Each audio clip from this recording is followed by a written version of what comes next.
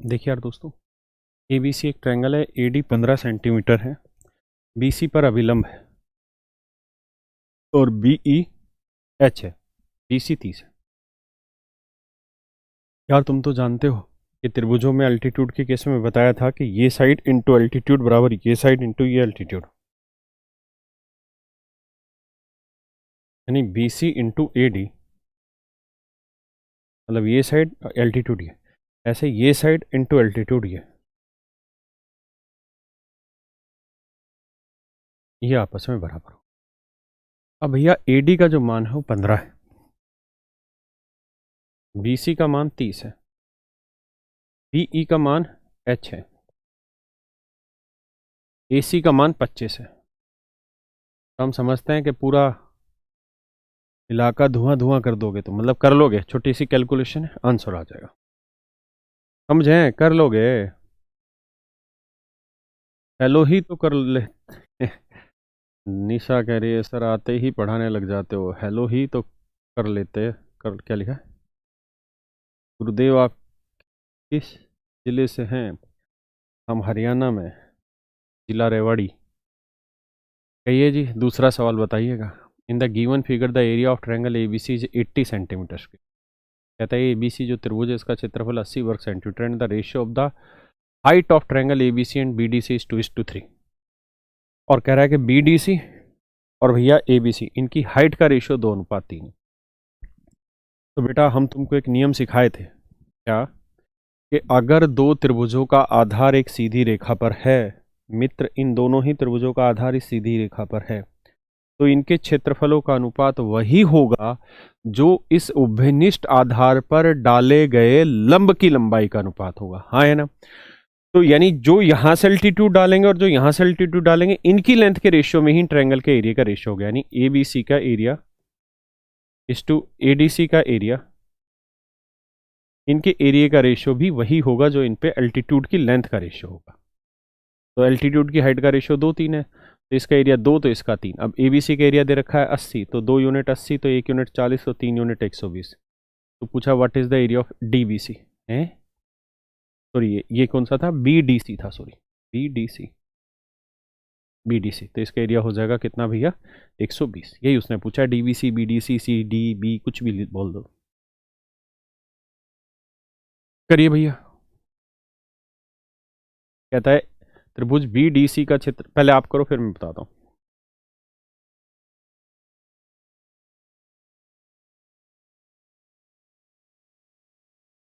बेटा ले एक बार दे, वो रिप्लाई कर देना।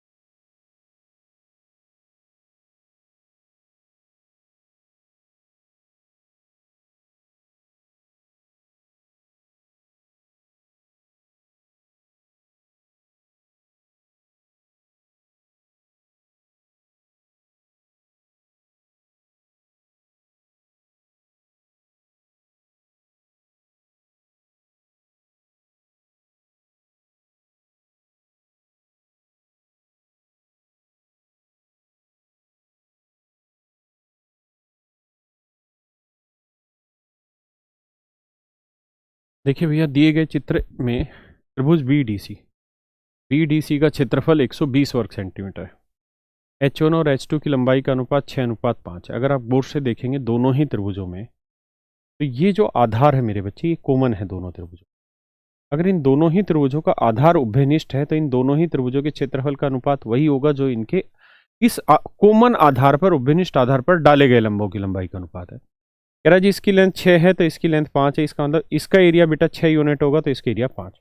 अब कह रहा है BDC इसका एरिया है 120, तो 5 यूनिट है भैया 120, तो 1 यूनिट है 24। पूछे क्या है? ABCD का एरिया। तो भैया 5 यूनिट, समझे ना? हाँ है ना? तो आपने देखा कि 5 यूनिट 120, तो 1 यूनिट 24, तो 6 यूनिट 24 गुना 6, यह आएगा 144। तो यानी इतने हिस्से का एरिया 144 है, इतने हिस्से का एरिया 120 है, तो पूरे वर्ग का क्षेत्रफल क्या होगा? ये गुना ये, तो 144 में 120 जोड़ोगे तो ये आएगा 264। डी आंसर आ जाएगा। समझ गए ना? 264, बहुत ही सुंदर। करिए भैया।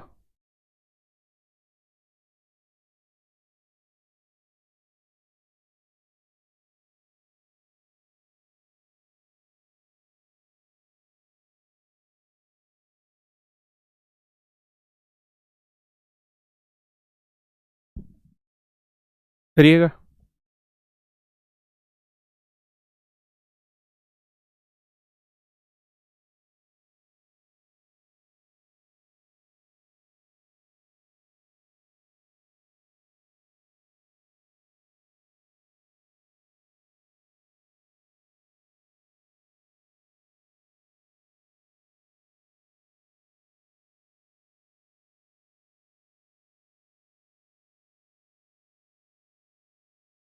देखो यार दोस्तों, कहता है बीडीसी एक वर्ग है, डीसी की लेंथ है 10 सेंटीमीटर, बीईसी का क्षेत्रफल बताओ। बी है, बीईसी का क्षेत्रफल, इसका एरिया बताना है। बेटा तुम तो बहुत समझदार हो, प्यारे बच्चे हो, तुम अच्छे से जानते हो कि इस पूरे वर्ग का जो क्षेत्रफल है वो कितना होना है, 100 वर्ग सेंटीमीटर। 100 वर्ग सेंट। क्लियर है? एक चीज़ और भी यहाँ से कॉन्सेप्ट सीख लो, बहुत मज़ेदार कॉन्सेप्ट है। If I am constructing a square or anything that I am going to make. हम तो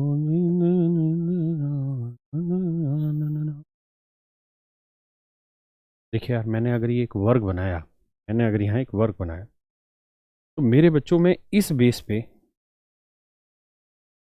कोई भी त्रिभुज बनाओ, कोई भी त्रिभुज बनाओ, इस पूरे बेस पे, इस पूरे बेस पे कोई भी त्रिभुज बनाऊंगा, चाहे मैं वो त्रिभुज ऐसे बनाऊं, या मैं वो त्रिभुज ऐसे बनाऊं, या मैं वो त्रिभुज ऐसे बनाऊं, कैसे भी बनाऊं, इस त्रिभुज का क्षेत्रफल हर हाल में पूरे वर्ग के क्षेत्रफल का आधा होगा। पूरे वर्ग के क्षेत्रफल का आधा होगा। क्यों होगा, ध्यान दीजिए। इसलिए आधा होगा क्योंकि आप कहीं पे भी बनाएंगे तो ये लेंथ अगर ए है तो इस वाले वर्टेक्स से सामने वाली लाइन पर अगर मैं अल्टीट्यूड डाल दूं तो इस अल्टीट्यूड की लेंथ भी ए ही होनी है। इस अल्टीट्यूड की लेंथ भी क्या होनी है, ए ही होनी है। हाँ, है ना? ये बेस ए है, तो बेटा मैं अगर कहूँ इस ट्रायंगल का एरिया बताइए तो आप कहेंगे जी हाफ इंटू बेस हो गया ए और हाइट भी हो गई ए, तो एरिया बना ए स्क्र बाई 2। और मैं कहूँ कि स्क्वेयर का एरिया बताए तो आप कहेंगे ए स्क्वेयर, तो आपने देखा ना स्क्वेयर के एरिया का आधा होगा। चाहे ये ट्रायंगल यहाँ बनाऊं, चाहे ये ट्रायंगल यहाँ बनाऊं, चाहे ये यहाँ बनाऊं, चाहे ये यहाँ बनाऊं, तो भी इस त्रिभुज का क्षेत्रफल हमेशा ही आधा होगा पूरे वर्ग के क्षेत्रफल का। इस बात को कतई जहर बैठा लो मन में।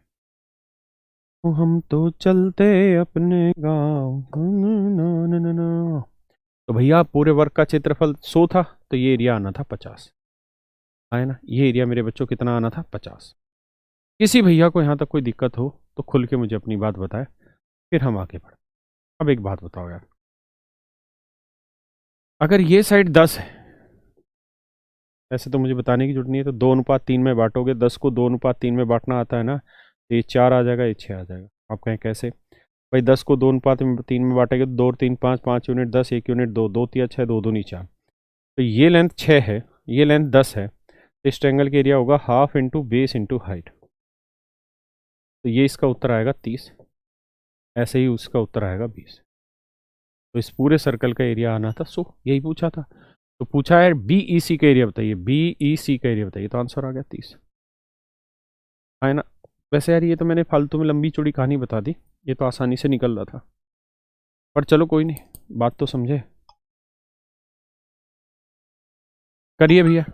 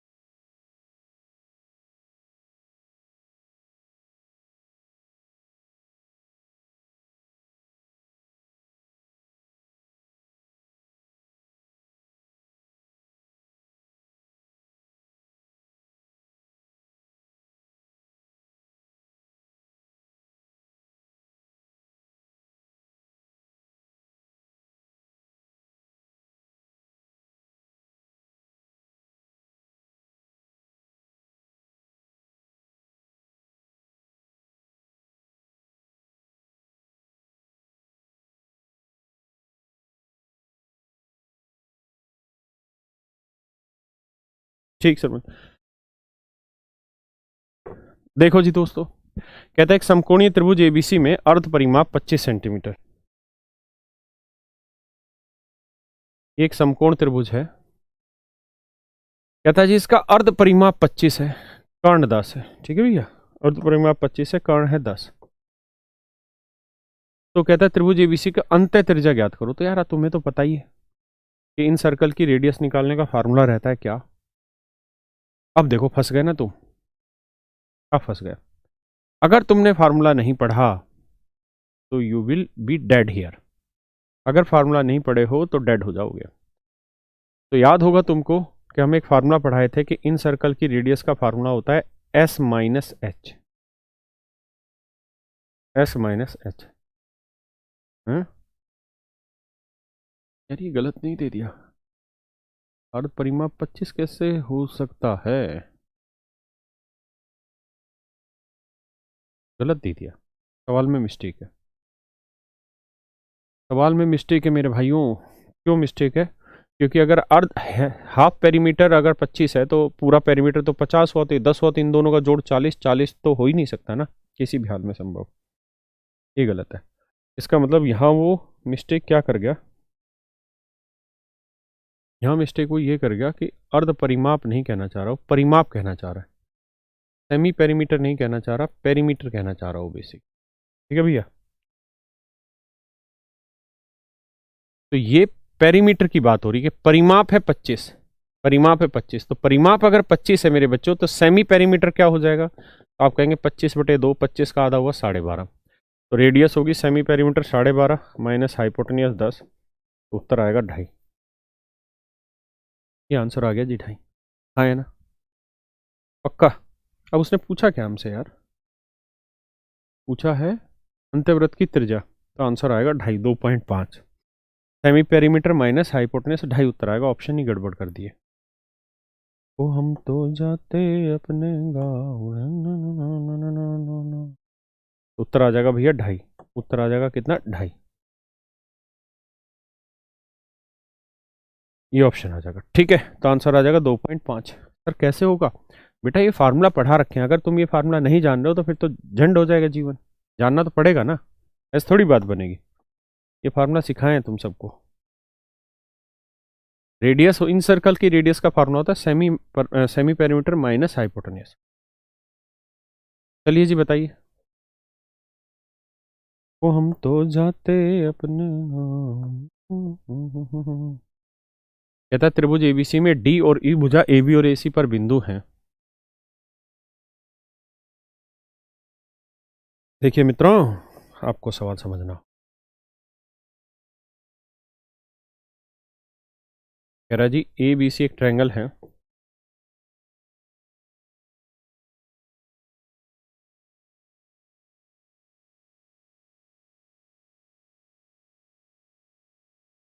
ए बी सी मेरे भाई एक त्रिभुज है, डी और ई भुजा ए बी और ए सी पर बिंदु हैं। यदि A D is to B D 2:3 है, ये रेशियो 2:3,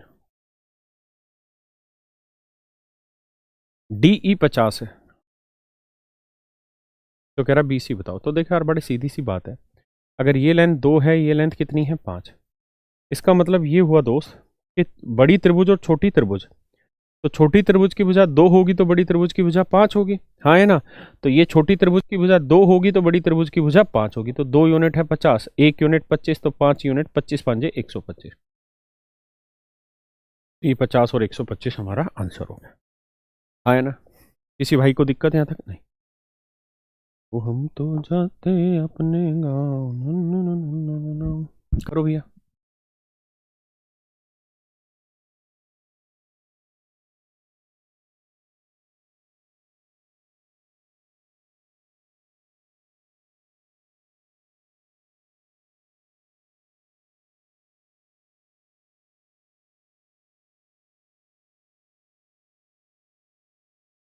कह रहा है जी एक ट्रायंगल एबीसी में D and E are the mid points of side A B and A C. देखिए यार, कहता है एक त्रिभुज एबीसी में ए बी सी, कह रहा है ए बी का मिड पॉइंट डी है और ए सी का मिड पॉइंट ई, इसके मिड पॉइंट डी और ई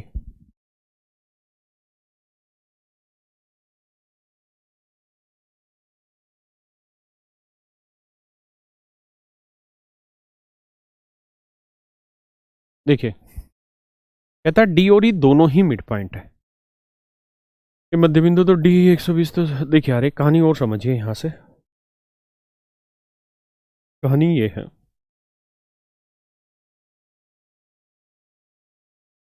कि अगर ये कोई ट्रायंगल है ए B C,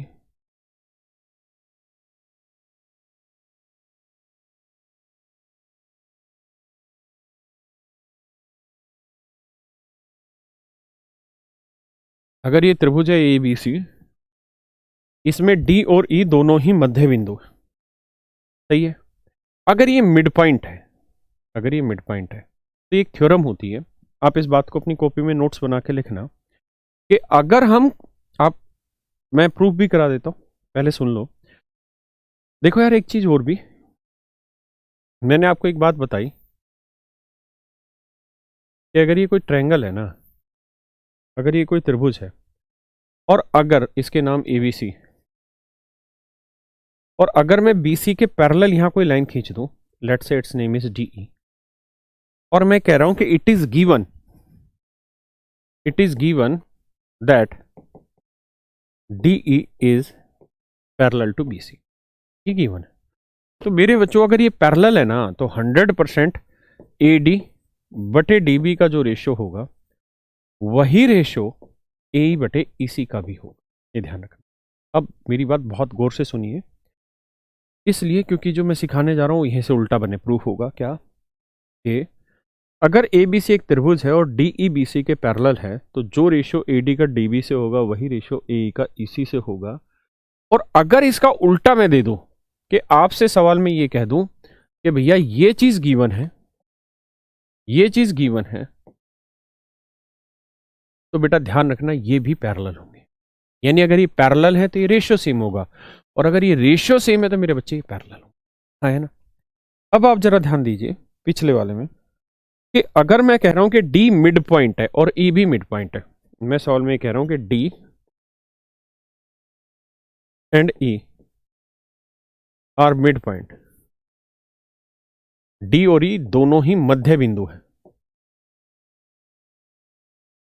D and E are mid point, D और ई दोनों ही मध्य बिंदु है। अगर ऐसी बात है कि डी और ई दोनों मध्य बिंदु, तो मेरे बच्चों अगर डी और ई दोनों ही मिड पॉइंट है तो इसका मतलब ये हुआ कि मध्य बिंदु है तो ये लेंथ एक होगी तो ये लेंथ भी एक, क्योंकि मिड पॉइंट का अर्थ ही ये रहता है कि भाई दो बराबर हिस्सों में बांटना। ऐसे ही मिड पॉइंट है तो ये लेंथ एक तो ये भी लेंथ एक। इसका अर्थ यहां से ये निकला कि भैया ए डी बटे डी बी का जो रेशियो होगा वही रेशियो ए बटे ई सी का होगा, है ना।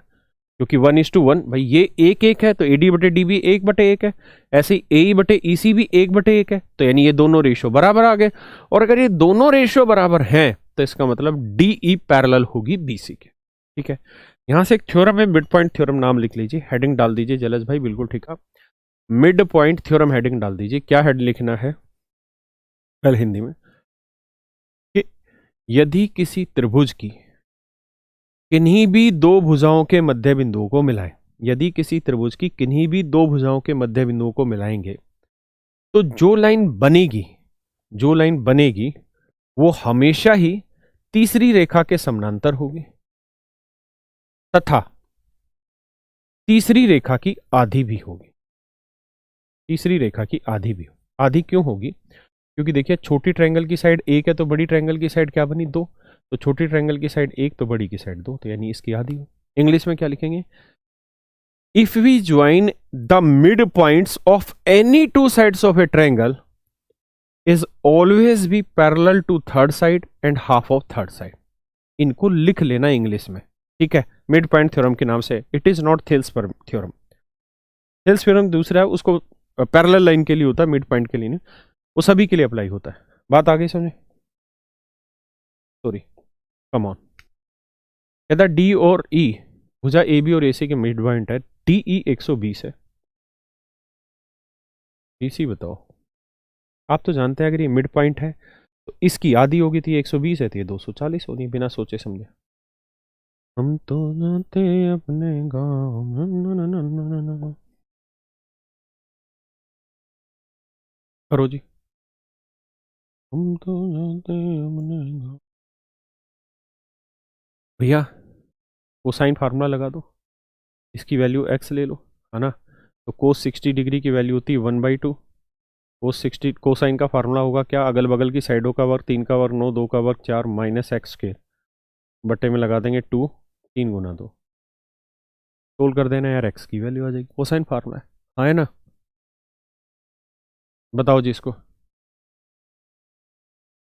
कह रहा जी एंगल क्या होगा, कौन सा एंगल बी बताओ। तो एंगल बी आपसे ये पूछा है, तो कोस बी का फार्मूला लगाते हैं।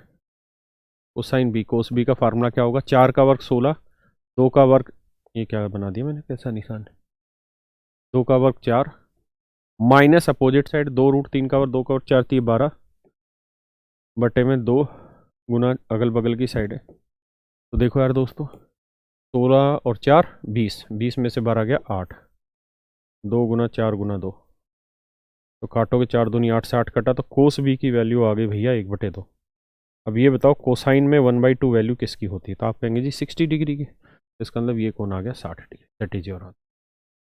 वो हम तो जाने अपने गाँव। Viju sir, I first time take attended your live class, please एक बार नाम लीजिए। बेटा नाम लेने के लिए तो झूठ तो नहीं बह रहा विजू है। शाम की राम राम सर, फ्रॉम हरियाणा जींद जिला, जींद से प्रमोद।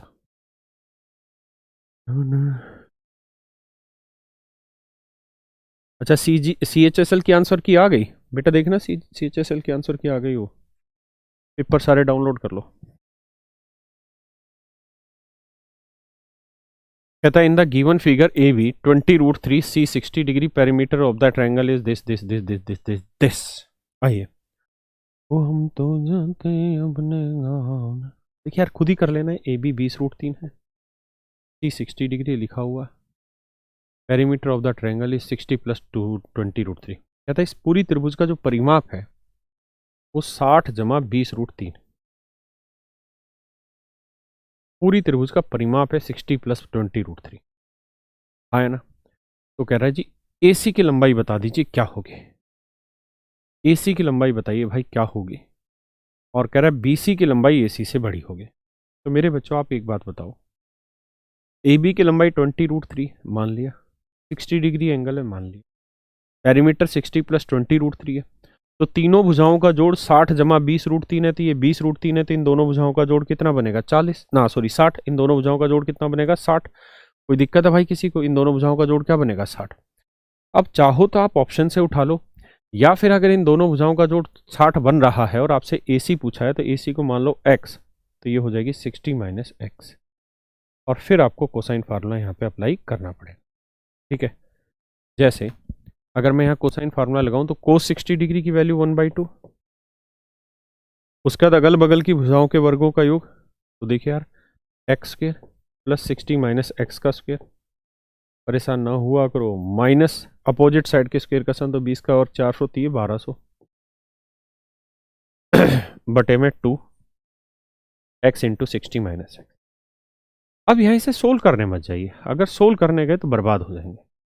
अब 2 से 2 काट लीजिए, इसमें बुराई नहीं है, काटने के बाद आप देखेंगे यहाँ 1 बचा, यहाँ 2 हटाई दो। अब यहाँ वैल्यू अप्लाई करो ऑप्शन से, क्योंकि आपसे AC पूछी है। अब मुझे ये पता है कि AC और BC दोनों का जोड़ 60 है, और AC पूछी और मुझे पता है कि BC बड़ा होगा, तो जो भी मैं AC लूंगा तो 60 में से घटा के BC आना चाहिए, और BC AC से बड़ा होना चाहिए। तो ना तो आंसर 80 हो सकता, ना 60 हो सकता, ना ही 40 हो सकता, क्योंकि अगर मैं AC की वैल्यू 40 ले लूंगा तो ये 20 आ जाएगा, ये तो छोटा हो जाएगा, जबकि सवाल में कह रहा है BC AC से बड़ा। इसका मतलब केवल आंसर 20 बना। ये तो चलो ऑप्शन बहुत आसान दे दिया, वैसे पेपर ऐसे ही ऑप्शन देता है, अगर आसान नहीं भी देता तो एक दो ऑप्शन आप रख के और वहां से आंसर निकाल सकते थे। ठीक है जी।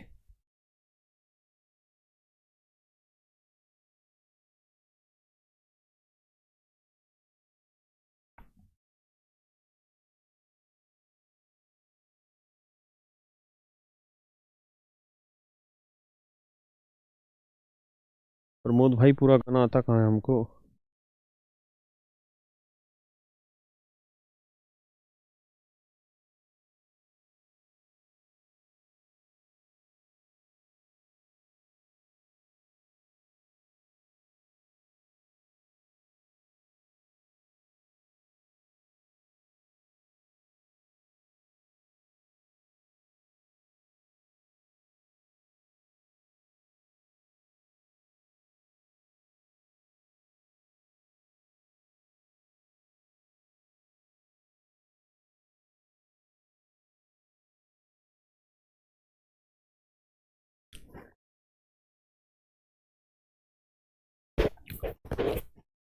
आओ जी।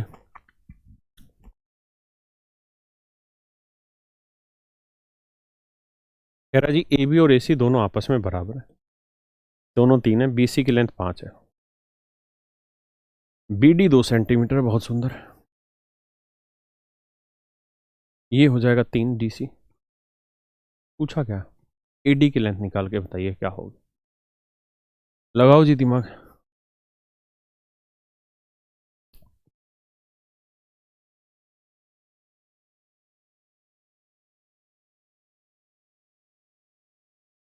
देखिए यार दोस्तों, थोड़ी देर के लिए ना मैं इनको मिटा रहा हूँ।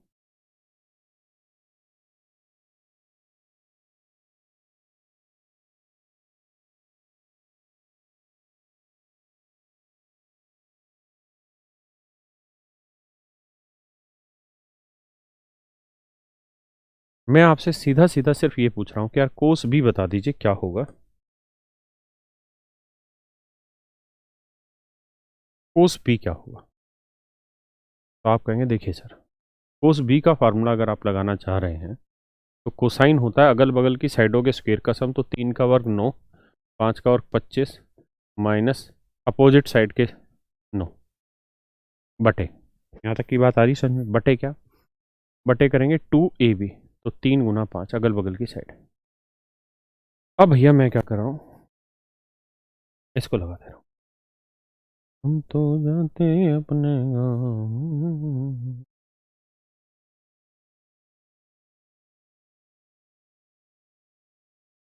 अब आप जानते हैं कि बी डी की लेंथ दे रखी थी, तो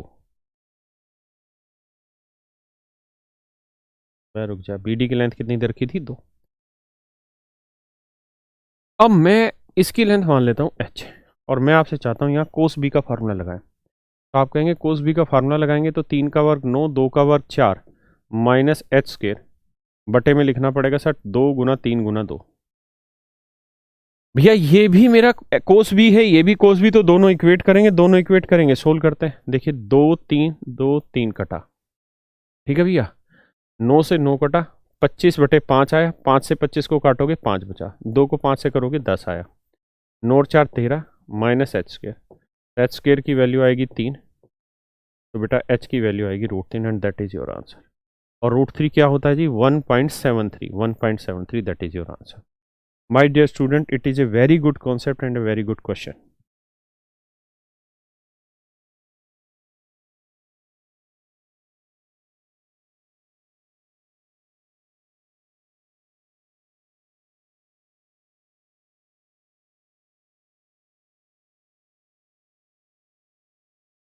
बढ़े जी, थैंक यू भाई उस्मान। आइए, कह रहा है कि चित्र में ए बी 8 ए सी, अबे चित्र तो दिए नहीं हो तुम, तब जब तक हिंदुस्तान में सिनेमा रहेगा लोग यूं ही बनते रहेंगे, मैं भी टाइपिस्ट यूं ही बना रहा है। तो हम तो जाते अपने गाँव। देखिए भैया, हाँ भैया ध्यान दीजिए, ए बी की लेंथ होगी 8, ए सी की लेंथ भी 8 है, बी सी की लेंथ 12 है। कह रहा ए डी कौन ए का समझी भाजक है, कह रहा भैया ये एंगल बाइसेक्टर है, इसका नाम डी है बेटा। तो ए डी की लंबाई याद करें मेरे बच्चों, सेम वही फार्मूला लगा देना जो पिछले वाले में लगाया था, उसी तरीके से आप सवाल को कर देंगे। एंगल बाइसेक्टर की लेंथ निकालने का यहां वो वाला फार्मूला नहीं लग सकता जो मैंने आपको सिखा रखा है। कारण क्या है, कारण ये है दोस्त, क्योंकि यहां एंगल दे ही नहीं रखा, और एंगल नहीं दे रखा तो एंगल बाइसेक्टर की लेंथ निकलेगी नहीं। तो आप जानते हैं कि भैया ये एंगल बाइसेक्टर थ्योरम का एक फंडा होता है कि अगर ये कोई ट्रायंगल है तो ये फंडा रहता है कि यहां से अगर कोण समद्विभाजक खींचा जाता है तो जो रेशियो इन साइडों का होता है वही रेशियो इस बेस की लेंथ का भी होता है। तो आपको करना क्या है बेटा, आपको करना यह है कि हम तो जाते अपने गाँव ना ना ना ना ना ना। तो हमें करना यहाँ पे ये होगा कि अगर ये रेशियो 1:1 है तो ये भी रेशियो 1:1, तो 12 को 2 हिस्सों में बांटोगे तो ये भी 6 और 6। अब ये एग्जैक्टली वही सवाल बन गया जो पीछे वाला था, तो इसको मान लो कोस बी और कोस बी का फार्मूला लगा के दोनों चीजों को सोल्व कर दो। पक्का?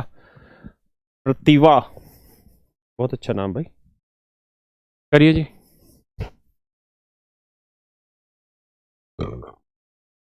कह रहा जी त्रिभुज जी, पहले आप करो फिर मैं करा दूं।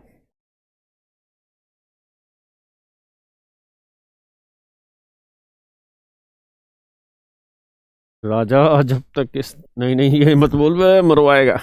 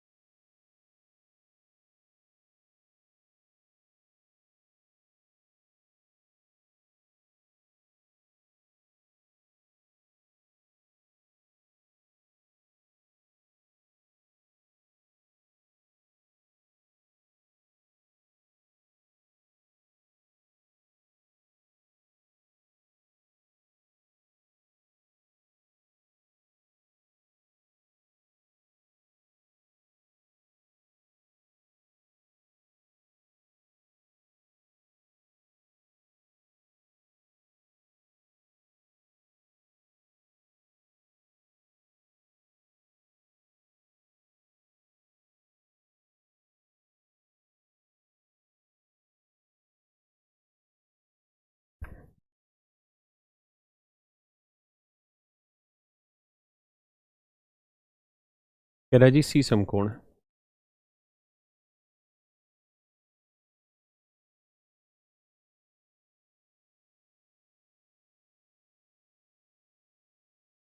कह रहा जी सी समकोण है, सी 90 डिग्री है, डी सी बी पर एक बिंदु इस प्रकार है, डी सी बी पर एक बिंदु इस प्रकार है कि एडी,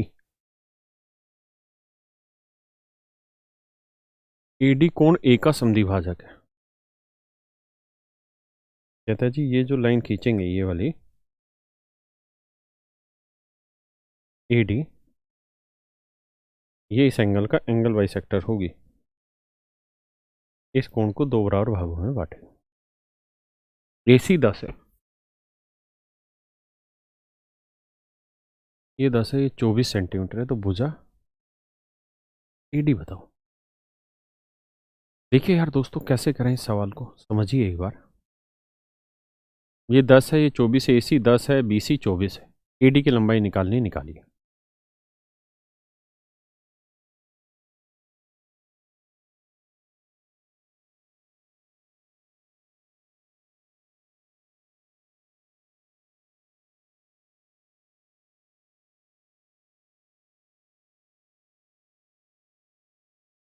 देखिए यार दोस्तों सबसे आसान काम क्या है, आप जानते हैं 5 12 13 ट्रिपलेट होता है। हाँ है ना, 5 12 13 मेरे भाई ट्रिपलेट होता है। डबल करेंगे तो 10 24 26 भी ट्रिपलेट होगा, यानी ये तय हुआ कि ये भुजा 26 है। अब बेटा एक बात बताएं, मुझको ही ये बात बताएं, क्यों मुझको चाहे तुमको बताए यारा, बता ना पाए तू ना। देखिए यार बहुत ध्यान से मेरी बात सुनो, अगर हम तुमको कहें कि ये साइड 24 है, ये साइड 10 है और ये साइड 26 है, और यहाँ से अगर हम एक एंगल बाइसेक्टर खींच रहे हैं, अगर हम यहाँ से एक एंगल ये सॉरी ये साइड 26 है, एंगल बाइसेक्टर खींच रहे हैं, तो बेटा आपको पता है कि अगर हम एंगल बाइसेक्टर खींचते हैं तो इसका एक नियम रहता है कि कोण समद्विभाजक जो अनुपात इन भुजाओं का होगा वही अनुपात इन भुजाओं का होगा। तो ये 2 5 10, 2 13 26, तो इन भुजाओं का अनुपात 5:13 है, तो इन साइडों का रेशियो भी 5:13 होगा। यानी 24 को 5:13 में बांटना पड़ेगा मित्र। तो 24 को 5:13 में बांटोगे, 5:13 में बांटोगे तो बांटना तो पड़ेगा, इसके बिना तो बात बनेगी ही नहीं, वरना सवाल होगा ही नहीं। आए ना, सवाल होगा ही नहीं। तो मैं कहूं कि यार ये रेशियो 5 होगा तो ये रेशियो 13 होगा, तो मैं 5 वाला रेशियो की वैल्यू निकाल लेता हूं। तो 24 गुना में 5/13 और 5 18, तो 6×3 = 18, 6×4 = 24, तो ये आएगा 20/3। यानी बेटा गौर से देखिए ट्रायंगल वही है, ये एंगल बाइसेक्टर है, तो ये रेशियो अगर मेरा 5:13 है तो ये भी रेशियो 5:13 होगा। तो 24 को 5:13 में बांटोगे तो ये वाला हिस्सा आएगा 20/13। अब मेरे बच्चों सवाल में कुछ बचा ही नहीं, सिर्फ इतनी राइट एंगल ट्रायंगल उठा लो भाई। ये हाइपोटेनियस हो गया और हाइपोटेनियस की वैल्यू निकालनी है, तो इसका वर्ग जमा इसका वर्ग, इनके स्क्वायर रूट के ना, इनके स्क्वायर के सम का स्क्वायर रूट, आया ना, आंसर निकाल देना। कर लोगे? बोलो जी, आइए 14 क्वेश्चन पे आइए।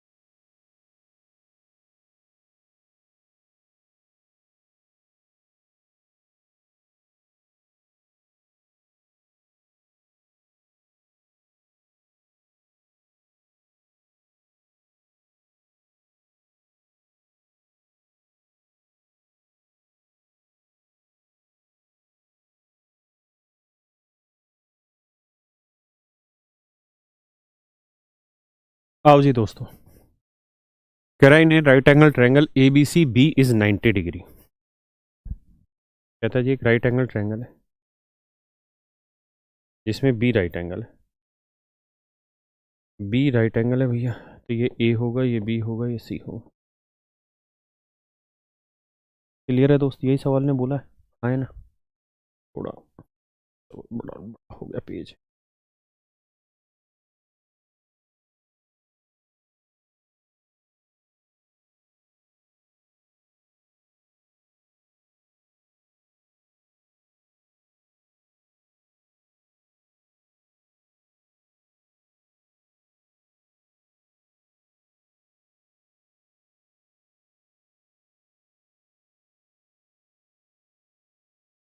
बी पे है ना राइट एंगल, हाँ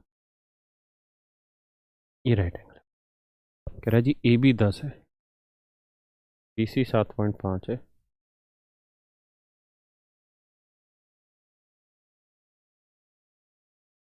तो बी ए सी का बाह्य कोण समद्विभाजक, बी ए सी का बाह्य कोण समद्विभाजक बिंदु डी पर सी बी के विस्तारित भाग से, यार ये तो गलत बना ली, छोटी बनानी चाहिए। ठीक है नहीं है, चलो बनाते हैं, अब बन गई तो बन गई, इसको छोटा कर देता है। देखो यार दोस्तों, इसको कहाँ सेट करें?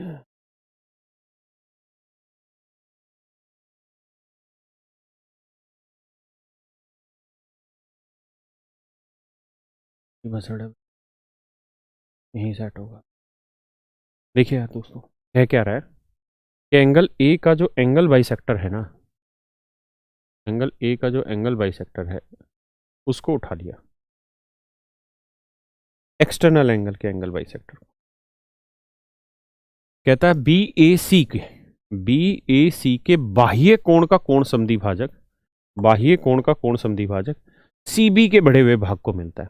अगर सीबी के बढ़े हुए भाग को मिला रहे हो बेटा, तो आप ये समझिए, सीबी के बढ़े हुए भाग को मिला रहे हो तो आप ऐसे समझिए कि यहां से आप इसको बढ़ा रहे हो, ऐसे है ना, पक्का? ठीक है जी। अब आइए, अगर हम इसको बढ़ाते हैं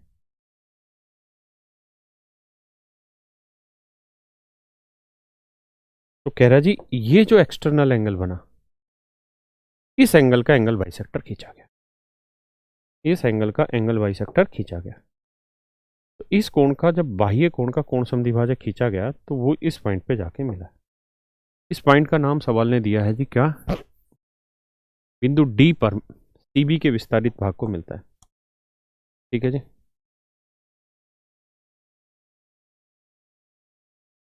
इस पॉइंट का नाम है डी। बेटा अब एक्सटर्नल एंगल बाइसेक्टर थ्योरम आपने पढ़ा होगा, एक्सटर्नल एंगल बाइसेक्टर थ्योरम आपने पढ़ा होगा। ये साइड 10 है, ये 7.5, तो हाइपोटेन्यूस निकालना पड़ेगा, ट्रिपलेट की जरूरत होगी। तो अब एक बात बताइए, ये 10 है, ये 7.5 है, यह हमको चाहिए, ये हमको मेरे भाई चाहिए, है ना? तो हो क्या रहा है बेसिकली, हम तो आते अपने गाँव। अब 10 और 7.5 का रेशियो लेके देख लो, क्योंकि ट्रिपलेट तो बनाएगा ही बनाएगा, वरना रूट में आंसर होता। पॉइंट हटाएंगे बटे 10, 10 से इधर गुना करोगे तो 100 अनुपात 75, 25 चौक 100, 25 3 75, सेट हो गया मामला। इसका मतलब 4:3 है, तो ये वाली वैल्यू 100% 5 यूनिट पे बनाएगी। अब हमें ये देखना है कि यार 4 यूनिट 10 है, तो 1 यूनिट की वैल्यू 2.5, तो 5 यूनिट की वैल्यू 5 गुना 2.5 बनेगी, 5 गुना 2.5 बनेगी 12.5, तो ये वाली वैल्यू आएगी 12.5। देखिए यार, ट्रिपलेट ढूंढना है, कैसे ढूंढना है समझिए, फिर से समझाता हूँ। हमें ये तो तय था कि ट्रिपलेट है, अदरवाइज तो रूट में आंसर होता, ऑप्शन में रूट था नहीं। एक साइड 10 है, एक साइड 7.5 है, ऐसे ही तीसरी साइड हमको निकालनी है। इन दोनों का जब हमने रेशियो निकाला तो पता चला कि रेशियो जो आ रहा है ये 10 और ये 7.5 को हमने 75/10 लिखा था, 10 को 10 से गुना किया, 100 आया, 100 अनुपात 75, तो पता चला रेशियो आ रहा था 25 चौकू 100 और 25 3 75। अब हमको पता है ट्रिपलेट होता है 3 4 5, तो यानी जो हाइपोटेनियस रहा होगा वो क्या रहा होगा, 5। अब बस ऐसे देखना कि यार 3 यूनिट अगर 75 है तो 1 यूनिट 25, लेकिन पॉइंट था तो 3 यूनिट 7.5, तो 1 यूनिट 2.5, तो 5 यूनिट 5 गुना 2.5 12.5, यानी बेटा जो हाइपोटेनियस है, जो कर्ण है मेरे बच्चों, वो क्या है, 12.5। ट्रिपलेट में कंफ्यूजन होता है, कोई दिक्कत नहीं, धीरे धीरे दूर हो जाएगा, वक्त अपने आप दूर करता है। अब बेटा एक्सटर्नल एंगल बाइसेक्टर थ्योरम पढ़ाए थे तुमको हम, क्या कि जो एक्सटर्नल एंगल एक्सटेंड की गई है साइड वो ले लो, ए सी, पहले थ्योरम ही लिखवा देता हूँ, जिसके साथ एक्सटर्नल एंगल बना है वो ले लो, ए बी। जो ये साइड है बी डी बटे डी सी, ये लिखवाए थे। अब भैया बी डी को आप मान लो एक्स थोड़ी देर के लिए, है ना, तो ये है 12.5 ए सी की वैल्यू, गलत लिखवा दिया। हमेशा ध्यान ये रखना था कि अगर पूरी बड़ी साइड लिए ए सी, ए बी उसके नीचे लिए, तो यहाँ एक्सटेंडेड साइड लेनी पड़ेगी पूरी डी सी, और बटे में लेनी पड़ेगी डी बी, ऐसे लिखना था। थ्योरम याद है ना, ये साइड बटे ये साइड बराबर होगी पूरी ये साइड बटे ये साइड। तो देखिए यार, ए सी 12.5 है, ए बी 10 है, डी सी की लेंथ है जी x जमा 7.5 बटे डी बी की लेंथ है जी x। काटना चाहो तो भैया ये आएगा 5 और ये आएगा 4, कटता है। क्रॉस मल्टीप्लाई करना चाहो क्रॉस मल्टीप्लाई कर लो, वरना 5 और 4 का डिफरेंस 1 है, यहाँ 7.5 है, तो 7.5 से 4 7 28, 4 5 20, तो x की वैल्यू 30 आ गई। जिसको आती है, नहीं आती तो क्रॉस करो, तो 5x बराबर 4x जमा 30, x की वैल्यू 30 आ, यानी ये लेंथ आ गई 30। अब आपसे पूछा क्या, वो चेक करते हैं। पूछा है जी BD की लंबाई बताओ, तो BD ही पूछा था, BD की लेंथ आ गई 30। अरे ये क्या कर डाला, मार डाला। तो भैया BD की लेंथ आ गई बेटा कितनी, 30। समझ गए जी, दैट इज योर आंसर। वो हम तो जाते अपने गाँव, ना ना ना ना ना ना। करिए जी।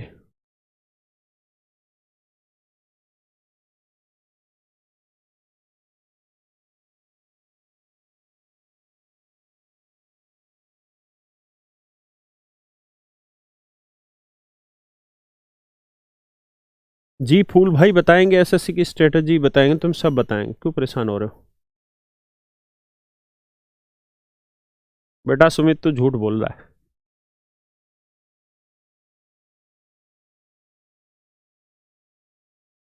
देखिए यार, कहता है in the given figure ED is angle bisector. Okay,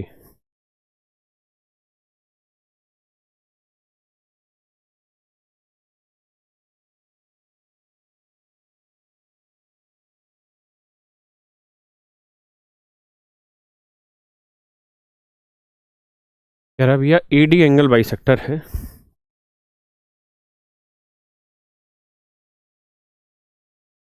मान ली भाई बात, कोण ऑफ ए का बिल्कुल सही, बी इज एंगल बाइसेक्टर, ओहो, of angle B, A B 4 है,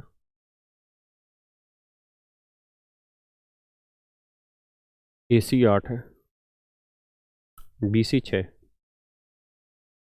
तो पूछ क्या रहा है, ED बताओ।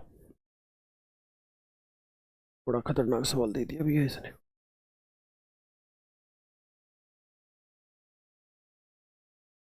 आओ जी देखते हैं ED कैसे निकाले।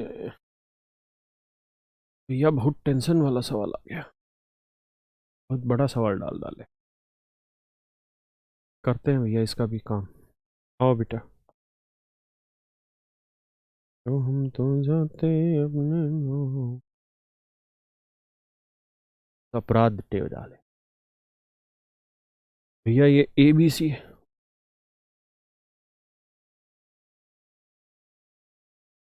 ये साइड है 4, ये साइड है 8 और ये साइड है 6।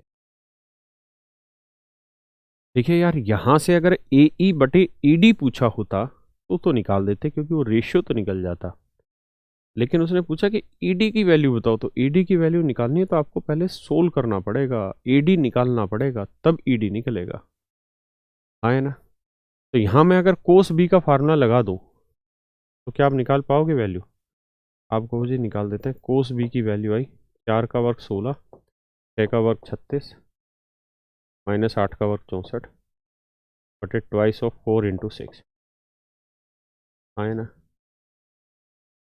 अब कह रहा है कि अगर मैंने यहाँ से एंगल बाइसेक्टर खींच दिया तो मेरे बच्चों ये बताओ इनका रेशियो क्या है, 1:2। तो मेरे भाई इन साइडों की लेंथ का रेशियो भी 1:2 होगा। तो 6 को 1:2 में बांटेंगे तो ये 2 आएगा, तो ये लेंथ 4 आएगी, यानी BD की 2 तो ये 4। भाई एंगल बाइसेक्टर है ना, तो एंगल बाइसेक्टर है तो जो इन साइडों का रेशियो होगा वो यही साइडों का रेशियो होगा। है ना। इसका मतलब ये जो लेंथ है बेटा, यहाँ से जो ये खींची जा रही है D पे, ये लेंथ है भैया कितनी, 2। इस एंगल बाइसेक्टर की लेंथ में H मान ले रहा हूँ। अब मैं आपसे जानना चाह रहा हूँ कि बताओ यार इस H की वैल्यू क्या होगी, इस H की वैल्यू क्या होगी, ये मैं आपसे जानना चाह रहा हूँ। तो आप कहेंगे जी देखो H की वैल्यू बताते हैं आपको सर, कैसे निकालो। उस B का फार्मूला लगा दो, 4 का वर्ग 16, 2 का वर्ग 4, माइनस H के बटे लगाएंगे 2, अगल बगल की साइडें 4 गुना 2। अब भाई काम करो इस पर, खतरनाक वाला, क्या काटिंग पटिंग करो। देखो 2 गुना 4, 2 गुना 4 कट गया, है ना।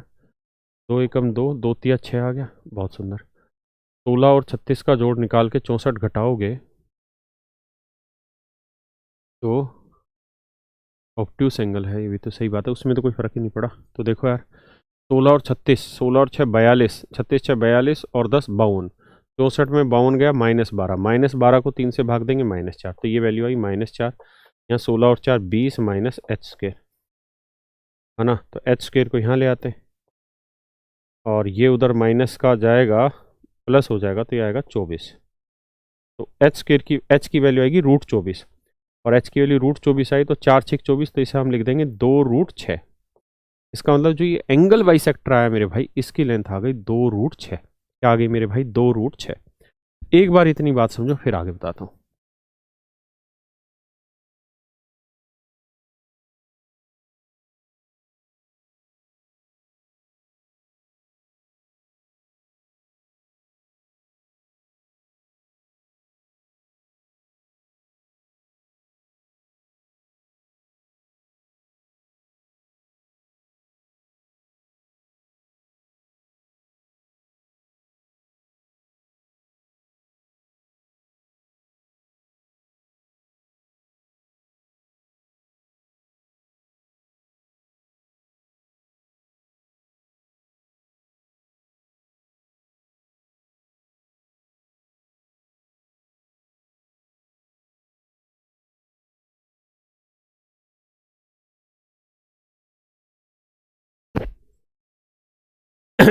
आइए जी,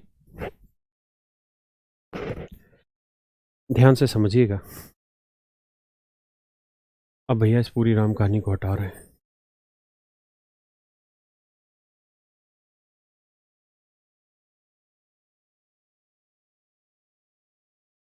बेटा देखिए, आपको पढ़ के आना पड़ेगा तभी बात बनेगी। ए बी 4 है, बी सी 6 है और ए सी 8 है, बी सी 6। कह रहा है ईडी का मान ज्ञात करो, ये वाला। तो मेरे प्यारे बच्चों, आपको याद होगा ये बात मैंने सिखाई थी कि अगर तीनों एंगल बाइसेक्टर जिस पॉइंट पे मिल रहे हैं, अगर हमें इसके रेशियो चाहिए, ए ई बटे ई डी का रेशियो चाहिए, तो आपको याद होगा ये तरीका लिखाया था कि अगल बगल की साइडों का जोड़ 4 + 8 बटे ये वाली साइड 6। हाँ है ना? ये याद है कि भूल गए? याद है। तो 8×4 = 12/6 यानी 2/1। यानी मेरे भाई इनका जो रेशियो है वो 2:1 है। अगर ये रेशियो मेरे भाई 2:1 है ना, ये रेशियो क्या है जी? 2:1। ये रेशियो 2:1 है, ये रेशियो 2:1 है, ये ई है। तो हमें ये सोचना है कि ई जो है, ईडी क्या होगा। तो सबसे पहले एडी निकालना पड़ेगा। तो एडी हमने निकाला था, एडी की वैल्यू थी 2√6। अगर एडी की वैल्यू 2√6 है तो हमें रेशियो चाहिए एक इसका। तो हमें पता है कि भैया ई डी इज टू ए ई, दोनों में कोई भी पूछा जाए तो इसकी लेंथ 1 होगी तो इसकी लेंथ होनी 2, है ना। तो 2√6 गुना ये आएगा 1/2√3। तो आंसर आ गया ये, ई डी की लेंथ ये आ गई। लेकिन उसने ये दे नहीं रखी होगी। क्यों नहीं दे रखी आप देखिए, इसलिए क्योंकि 2√6 को उसने लिखा है √3 गुना √2। समझते हैं? बटे में आया 3, 3 को लिख देते हैं हम √3 × √3। कोई बुराई है? नहीं। अब उसने क्या किया, इसको इससे काट दिया तो आंसर लिखा 2 √2/√3 यानी 2/3। ये उसने आंसर दे दिया, 2/3। ये ऑप्शन दे दिया। क्या ऑप्शन दे दिया भाई? ए ऑप्शन दे डाला।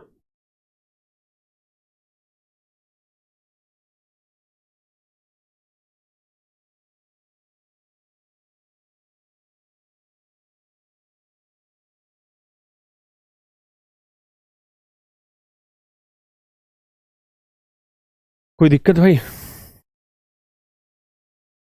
चलिए आगे आइए।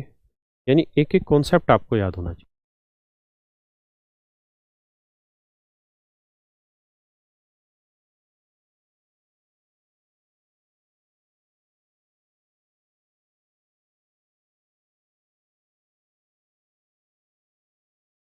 अभी 2 मिनट रुक जाओ, मैं आगे कॉन्सेप्ट सिखा रहा हूँ।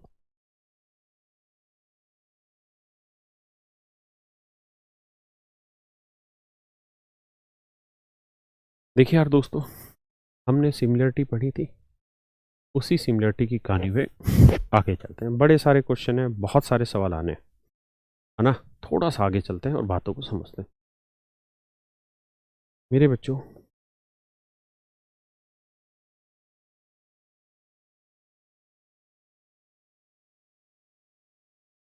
मैंने आपको पिछली क्लास में ये बताया था, नहीं बताया तो दोबारा बताता हूँ। कि अगर ये दो ट्रायंगल आपस में सिमिलर है, अगर ये दोनों सिमिलर है, ये दे रखी हो सिमिलर, ठीक है, ऐसे नहीं, दे रखी हो सिमिलर, तो अगर दो त्रिभुजें आपस में समरूप हैं तो इनकी हर एक संगत भुजा का अनुपात सेम होता है, यानी ए बी बटे डी ए बराबर होगा बी सी बटे ई सी, ई एफ बराबर होगा ए सी बटे डी एफ, है ना।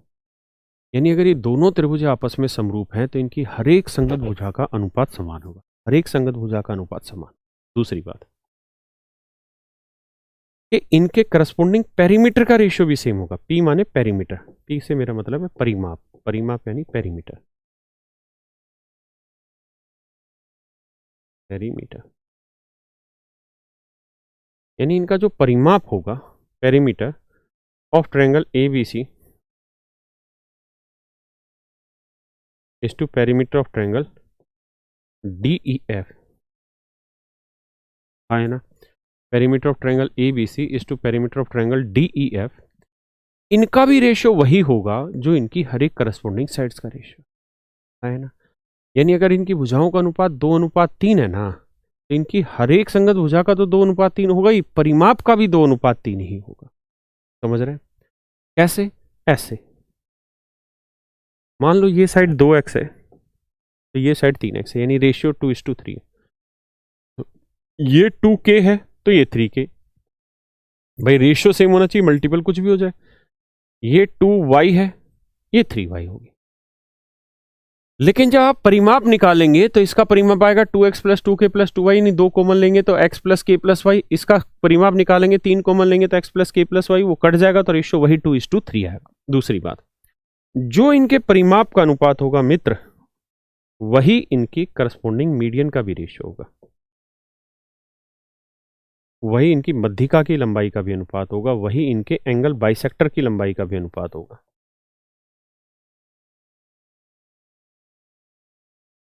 और वही इनके अल्टीट्यूड की लंबाई का भी होगा, यानी माध्यिका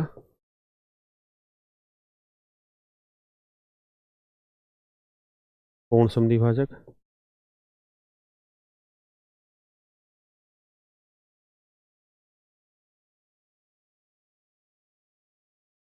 और अभिलंब, इनकी भी लंबाई का अनुपात वही।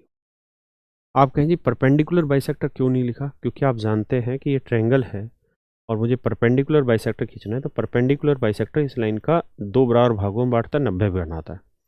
बेटा परपेंडिकुलर बाइसेक्टर के 2 एंड पॉइंट नहीं होते कि कहाँ से कहाँ तक, बाकी सारी चीज़ें वर्टेक्स से होकर सामने वाली साइड तक आती है तो उनकी लेंथ निकाल सकते हैं।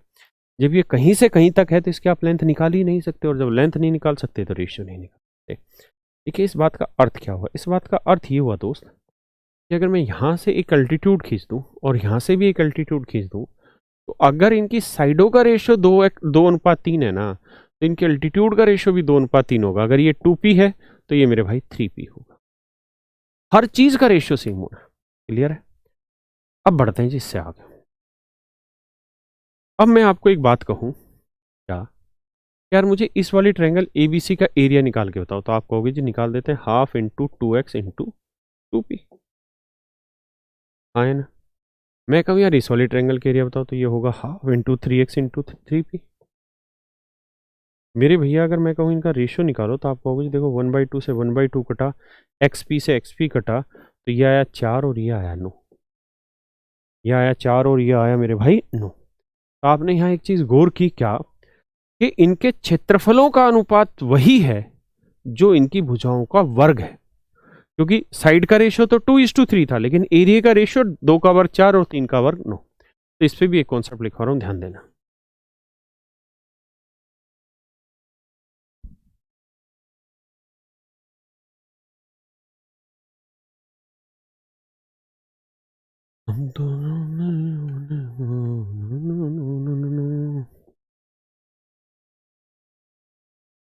क्या कि भैया इनके एरिया का रेशियो जो होगा, area of triangle ABC is to area of triangle DEF, इनके एरिया का रेशियो हमेशा ही इनकी करस्पॉन्डिंग साइड्स के स्क्वायर में होगा, यानी ए बी बटे डी ई का स्क्वायर, बी सी बटे ई एफ का स्क्वायर, ए सी बटे डी एफ का square, perimeter of triangle A B C, perimeter of triangle D E F, इनके भी स्क्वायर के रेशियो में होगा। मीडियन, एंगल बाइसेक्टर या अल्टीट्यूड, इनके भी स्क्वायर के रेशियो में होगा। यानी जो रेशियो वहां लिखवाए थे उसके स्क्वायर के रेशियो में यहाँ सारी चीजें होनी है। यानी क्षेत्रफल जो होगा वो संगत भुजाओं के वर्गों के अनुपात में होगा। क्या आप इस बात से सहमत हैं? क्या आप इस बात को समझ पा रहे हैं? यदि हाँ तो जवाब दें हाँ, नहीं तो गोली खाने को तैयार हो जाए। तो हम तो जाते अपने गाँव।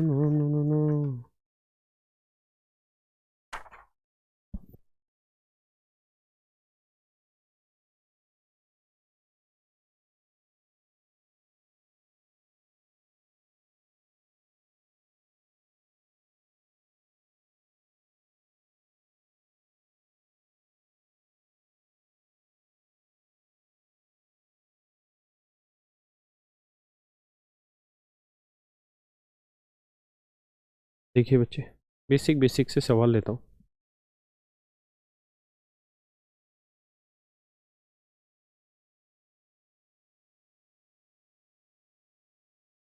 मान लीजिए दोनों त्रिभुज आपस में समरूप और इनकी करस्पॉन्डिंग साइड्स का रेशियो 2:3। बेटा इनके एरिया का रेशियो बताइए क्या होगा। तो आप कहेंगे एरिया 2 का वर्ग 4 तो 3 का वर्ग 9। अब मैं आपको कह दूं कि यार मान लो क्या इसकी भुजा बतानी है क्या होगी। अगर इसकी भुजा 65 सेंटीमीटर है संगत भुजा, और ये एरिया 144 है, ये एरिया 169 है, बताइए। तो आप कहेंगे देखिए सर इस बात को समझिए, एरिया का रेशियो दे रखा आपको तो साइड का निकालना है। भाई एरिया निकालना है तो साइड का स्क्वायर कर दो, एरिया निकालना है तो साइड का स्क्वायर कर दो। ऐसे ही अगर साइड निकालनी है तो एरिया का स्क्वायर रूट कर दो। तो एरिया का स्क्वायर रूट करेंगे इधर भी तो ये आएगा 12 और ये आएगा 13। तो 13 यूनिट 65 तो 1 यूनिट 5 तो 12 5 60, तो ये लेंथ आ जाएगी 60। आया ना? पक्का क्लियर है? ये है भाई एरिया का कॉन्सेप्ट। अब धीरे धीरे इन पे सवाल लेते हैं, ठीक है। और जो हमने पिछली क्लास में पढ़ा था उस पर भी गौर फरमाते हैं एक दो बार। हम तो जाते अपने गाँव ना ना ना ना ना ना ना। ABC,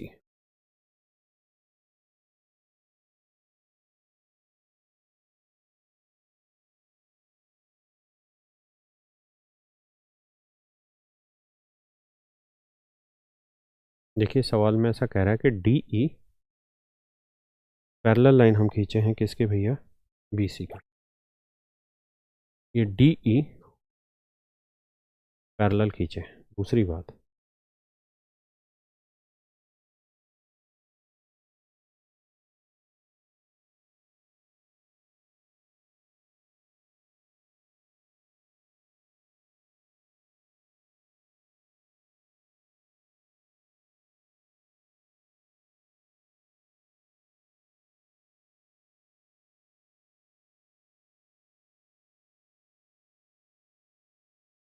ये रेशियो। अब सवाल में कह रहा है भाई ये लाइनें दे रखी हैं कि DM जो है it is parallel to CE। साथ में कह रहा है कि DE is parallel to BC, AE is to EB, 2:3 है। और आपसे पूछ रहा है MAM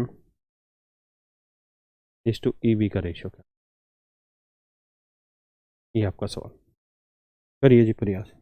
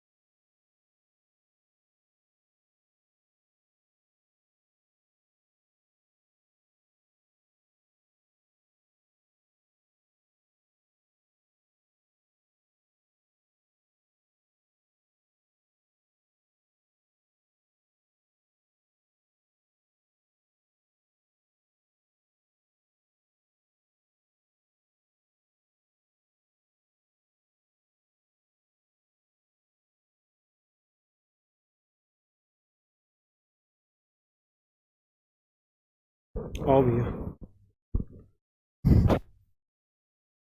बेटा बहुत ही प्यारा सवाल है, लेकिन आपको समझना पड़ेगा, मेहनत करनी पड़ेगी, तब जाके सवाल हिलेगा। एक बात बताओ और खुल के बताओ। मान ले रहे हैं सैम को, निपटा दे रहे हैं, यहाँ कर दे। अब बताओ, DE पैरेलल है BC के और A/EB का रेशियो 2:3। ये रेशियो 2:3। कोई बुराई है क्या? कोई बुराई है दोस्तों? नहीं। मतलब मैं आपको समझाने के लिए मान लेता हूँ कि यार ये साइड की लेंथ अगर 2x है तो इस साइड की लेंथ 3x होगी। यही तो बात कह रहा है सवाल में, हाँ है ना? ठीक है जी, बिल्कुल लक्की जी होगी। अब देखिए अब आप ये भी जानते हैं कि अगर इस लाइन के पैरेलल हमने ये लाइन खींची तो ये रेशियो अगर 2:3 है तो ये रेशियो भी तो 2:3 ही होगा। भाई इसमें कोई अपराध थोड़ी है, ये तो सीधी सी बात है। अब आ गया, हम तो जाते अपने गाँव ना ना ना ना ना ना। अब आइए,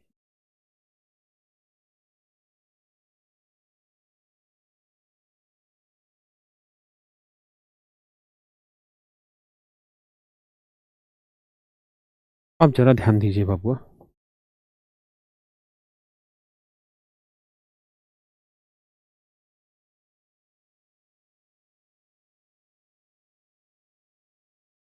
देखिए यार, इस लाइन को उठा के हम अगर यहाँ लगा दे रहे हैं, इस लाइन को उठा के अगर हम यहाँ लगा दे रहे हैं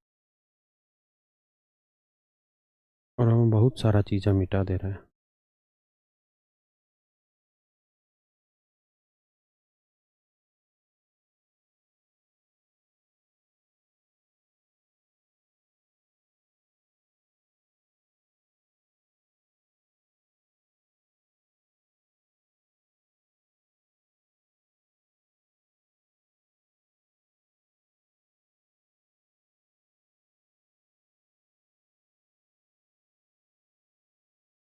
आइए भैया। अब अगर आप देख पा रहे हो ढंग से सवाल की भाषा को, बात को समझ पा रहे हो, तो आप देखेंगे कि जी ये रेशियो 2:3 है और ये लाइन भी पैरेलल है, तो ये 2:3 है, तो ये वाला रेशियो भी क्या होगा? ये रेशियो भी सर 2:3 होगा। ये रेशियो भी 2:3 होगा। इस पॉइंट का नाम रखे हैं M। अगर हम इस पॉइंट का नाम M रखे हैं, अरे कहाँ है रव है, इस पॉइंट का नाम रखे हैं भैया M, समझे? अब ये बताओ, ये लेंथ हमने 2x ली थी, तो 2x को 2:3 में बांटना है, तो 2x को 2:3 में कैसे बांटते हैं? तुम बोलोगे सर सुनिए ना, 2x गुना 2/2 और 3 5, तो ये आएगा 4x/5, यानी ये लेंथ आएगी 4x/5। अब आपसे पूछा क्या था? आपसे पूछा था AM, तो AM की लेंथ है 4x/5 इस टू EB की लेंथ कितने थे? EB की लेंथ थी 3x। रेशियो आएगा 4:5:3:15। ये हमारा आंसर हो। और यही हमसे सवाल में पूछे कि what is the ratio of AM is to EB, तो आंसर होगा भैया 4:15। 4:15, समझे?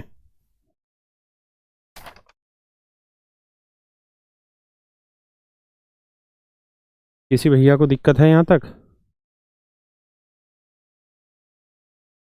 भैया ये बहुत बड़ी समस्या है कि हम कैसे याद रखें। सारी बातें आप याद रखेंगे, पेशेंस रखिए। चलिए आज के लिए इतना रखते हैं, फिर आगे बात करेंगे, ठीक है?